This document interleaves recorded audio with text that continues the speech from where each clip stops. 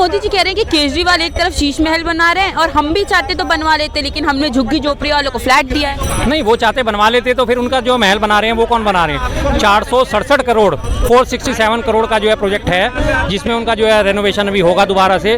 और PM house से जो है, पीएम हाउस जो है वहाँ से एक टनल जो है वो पार्लियामेंट तक जाएगी, जिससे उनका आना जाना बाहर से निकलना बंद हो जाए। सिक्योरिटी की दृष्टिगत उनको देखते हुए कि वहीं अपनी टनल में से सीधे वो पार्लियामेंट हाउस पहुँच जाया करें।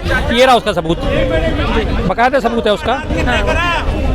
मैं आपको दिखा देता हूँ, द प्रिंट ने छापा है, ये रहा, कमिंग सून 467 करोड़। तो ये भी तो शीश महल ही है, ये क्या शीश महल से कम है फिर? ये वो 50 करोड़, ये 467 करोड़, सीधा 10 गुना फालतू, 9 गुना फालतू। फिर कैसे मोदी जी उंगली उठा सकते हैं किसी दूसरे के ऊपर? अपने गिरबान में झांक लें, फिर उसके बाद उंगली उठाएं। या तो वो महात्मा गांधी जी का अनुसरण करें कि बिल्कुल हाँ जो वो कहते थे वो करते थे कि मैं ठीक है। अगर एक वो उनके पास, मैं आपको दोबारा से एक छोटा सा बहुत इंसिडेंट है, एक महिला थी महात्मा गांधी जी के पास गई, मेरा बच्चा चीनी बहुत खाता है, कृपया ऐसे कुछ कहें ताकि ये चीनी खाना छोड़ दे। मैंने कहा ठीक है जी, 15 दिन बाद आना। 15 दिन बाद वो फिर आई, तब उन्होंने जाके महात्मा गांधी जी ने बोला कि भैया आप चीनी मत खाया करो बच्चों, ज़्यादा चीनी खाने से दांत खराब होते हैं। तो उन्होंने कहा ये तो 15 दिन पहले भी आप कह सकते थे, आज आपने 15 दिन पहले ही बात क्यों बात कही? उन्होंने कहा मैं 15 दिन पहले मैं भी चीनी ज़्यादा खाता था, मैंने खुद छोड़ी है, तब जाके मैंने उनके ऊपर बच्चे को बोला है। जब तक मैं खुद अपने आप में अप्लाई नहीं करूंगा, मैं दूसरे को नहीं कह सकता। तो मोदी जी अगर दूसरे के ऊपर उंगली उठा रहे हैं तो अपने ऊपर अप्लाई करें, उदाहरण बन के पेश करें कि देखो मैं सारी सुख सुविधाएं त्याग रहा हूँ, मैं जितना कम से कम होगा उतना कम से कम खर्चा कराऊंगा। हालांकि प्रोटोकॉल के हिसाब से उनका खर्चा जायज़ है, उनको सुरक्षा जायज़ है, प्रधानमंत्री हैं, लेकिन जो फालतू का खर्चा है वो बंद करें। 10-10 लाख के सूट पहनने बंद करें। खादी के कुर्ते पजामे से भी तो काम चल सकता है। 1.25 लाख रुपए का पेन रखते हैं वो, माउंट ब्लैक का जो है गोल्ड और डायमंड जड़ा हुआ पेन रखते हैं वो, तो उसे बंद करें। पेन लिखना ही तो है, 10, 20, 50 रुपए वाले से भी हो जाएगा, 100 रुपए वाले से भी हो जाएगा, क्या फर्क पड़ता है? रे बैन का चश्मा पहन रहे हैं 1.5 लाख रुपए का, तो क्या फर्क पड़ता है? वो भी बंद करें ना। फिर फिजूल खर्चियाँ आप भी तो बंद करिए। और तमाम आप फोटोज आके देख लीजिए, पिछले 11 साल में मोदी जी की एक भी ड्रेस आपको रिपीट नहीं दिखाई देगी। एक भी ड्रेस, एक साल में 365 दिन होते हैं, तो 365 दिन में उन्होंने कम से कम 730 बार जो है उन्होंने ड्रेस बदली होगी। एक दिन में 2-2 बार, 4-4 बार, 6-6 बार तक ड्रेस बदली है उन्होंने, 6-6 बार ड्रेस बदली है। तो फिर वो खर्चा नहीं आता क्या? उस खर्चे को क्यों नहीं कम करते वो? देश हित में वो भी खर्चा करना चाहिए ना। यही देश हित की बात थी। तो महात्मा गांधी जी ने सिर्फ एक धोती धारण करी थी, उसी से वो अपने अंग ढकते थे कि जब आधी से ज़्यादा आबादी जो है भूखी नंगी है तो मैं पूरी धोती कैसे पहन लूँ, मैं सिर्फ एक धोती से काम चलाऊंगा। तो करिए आप, उदाहरण पेश कर सकते हैं आप? नहीं कर सकते ना। उंगली उठा सकते हैं, उंगली उठाने में इनकी कोई उंगली नहीं पकड़ सकता। खूब उठाएंगे, खुल के उठाएंगे, तसल्ली से उठाएंगे। तो कह रहे मेरे पास घर भी नहीं है सही से, क्योंकि मैं 4 करोड़ जनता को घर दे रहा हूँ। ठीक है जी, आपके पास घर नहीं है तो बाकी किसके पास है? राहुल गांधी जी के पास घर है, प्रियंका गांधी जी के पास घर है, सोनिया गांधी जी के पास घर है, वो भी तो सरकारी फ्लैटों में रह रहे हैं, सरकारी जो बंगले मिले हुए हैं उसी में रह रहे हैं ना। और रही बात आपके घर की, तो आपका जितने भी कार्यालय हैं पूरे देश में सारे आपके आलीशान हैं, 5 स्टार होटल से कम नहीं है। 6 दीनदयाल उपाध्याय मार्ग का जो ऑफिस है इनका, 1200 करोड़ रुपए उसकी अनुमानित कीमत बताई जाती है, लेकिन वो उससे कहीं ज़्यादा का बना हुआ है। पूरा 5 स्टार है, वो तो चाह के उसमें भी रह सकते हैं। और इसी तरह के तमाम इन्होंने अपने पूरे देश भर में 568 से ऊपर जो है कार्यालय बना रखे हैं, जिसमें हर कार्यालय इनका 100 करोड़ से ऊपर का है। और फिर वो कहते हैं कि मेरे पास घर नहीं है। क्या मतलब है फिर आपका? बस वो कहना आसान है, अप्लाई करना बहुत मुश्किल है, पर उपदेश कुशल बहुतेरे। अच्छा, वो कह रहे कि दिल्ली की अगर शिक्षा में सुधार लानी है तो भाजपा को ही लाना पड़ेगा। हाँ हाँ, बिल्कुल लाना पड़ेगा। भाजपा को लाइए, फिर उसके बाद आप उन्हें गंवार बनाइए, फिर उसके बाद आप उन्हें लगातार वो धार्मिक शिक्षा दीजिए, भीख पे उन्हें पलने का मौका दीजिए, 5-5 किलो राशन पे पलने का मौका दीजिए, स्कूली शिक्षा में कटौती कर दिए। पड़ोसी हमारा राज्य हरियाणा, हरियाणा में आपको पता है क्या हुआ था? पिछले इलेक्शन से पहले सरकारी स्कूल जो है वो बंद कर दिए गए थे। प्राइवेट स्कूल में पढ़ाओगे तो आपको 1250 रुपये पर मंथ की जो है सब्सिडी दी जाएगी, लेकिन अगर सरकारी स्कूल में पढ़ाओगे तो आपको 500 रुपये देना पड़ेगा। उल्टा सिस्टम था हरियाणा में, उल्टा सिस्टम करा हुआ था। जब उसका बहुत ज़्यादा विरोध हुआ, अब जाके वो मामला ठंडा पड़ा है, अब जो ये चेंजेस आए हैं। वरना था कि आप पब्लिक स्कूल में पढ़ाओगे लेकिन सरकार आपको शिक्षा नहीं देगी।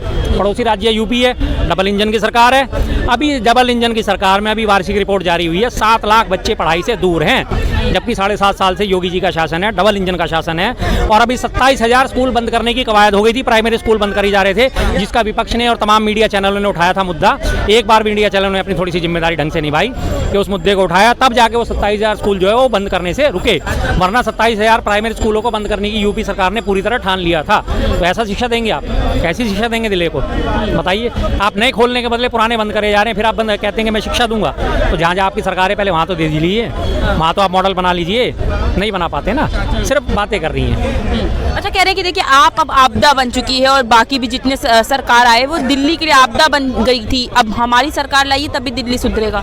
आई थी आपकी सरकार 93 से 98, 5 साल आप ही की सरकार रही थी। एक ही साल में 3-3 मुख्यमंत्री आपने बदल दिए थे।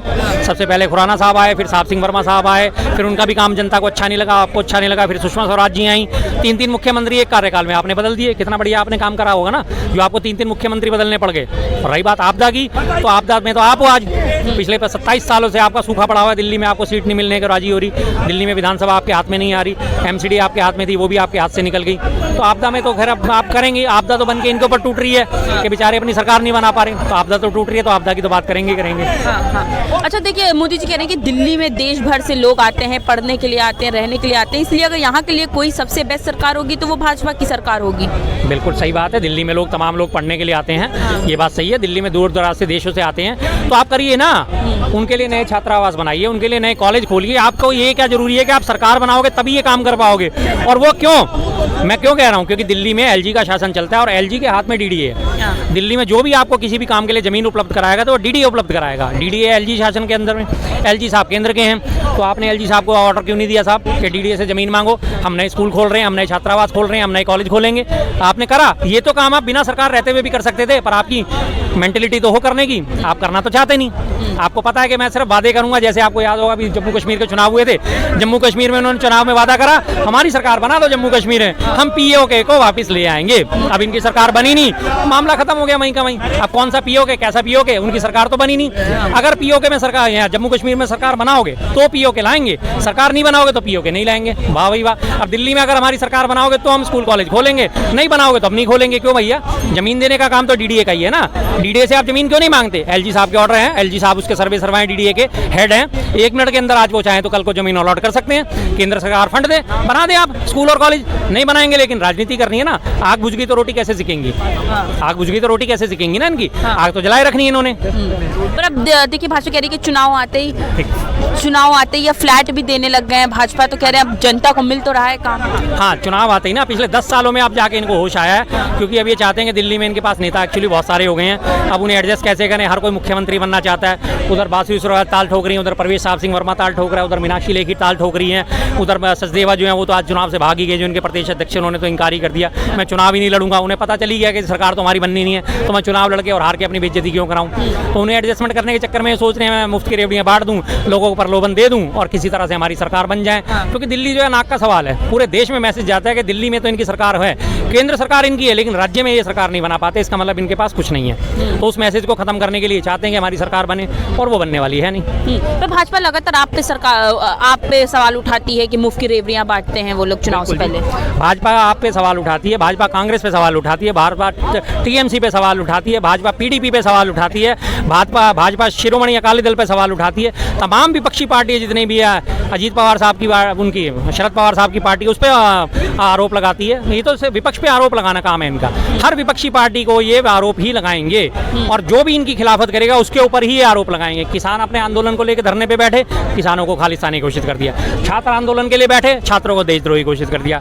पहलवान बहन बेटी आंदोलन पे बैठी, पहलवान बहन बेटियों का मान मर्दन कर दिया, उन्हें गलत गलत बातें करी, पता नहीं उनके क्या क्या कैसे कैसे उनकी बेइज्जती इस तरह से बैठी हैं और बिकने के लिए बैठी हैं। तमाम लोग 500-500 रुपये लेके बैठी हैं। शाहीन बाग में प्रदर्शन हुए थे एनआरसी के खिलाफ, उनकी औरतों को क्या गया था, 500-500 रुपये लेके बैठने वाली, धरने पे बैठने वाली लोग हैं ये तो 500 रुपये बिरयानी लेके बैठी हैं। जो इनकी खिलाफत करता है वही इनके लिए देशद्रोही है, वो इनकी बातों से सहमत नहीं होता, वो इनके लिए गलत है। तो एक आपको उदाहरण देता हूँ, कन्हैया मित्तल है गायक, पीछे अभी आपने चुनावों में देखा होगा, हरियाणा के जब चुनाव थे उसने आके कांग्रेस ज्वाइन कर ली थी। एक दिन कांग्रेस ज्वाइन करते ही वही कन्हैया मित्तल जो इनकी आंखों का तारा हुआ करता था, अगले दिन उसको जो गालियों की बौछार पड़ी है, तमाम बीजेपी के आईटी सेल वालों ने गालियां भर दी उसके लिए लगातार।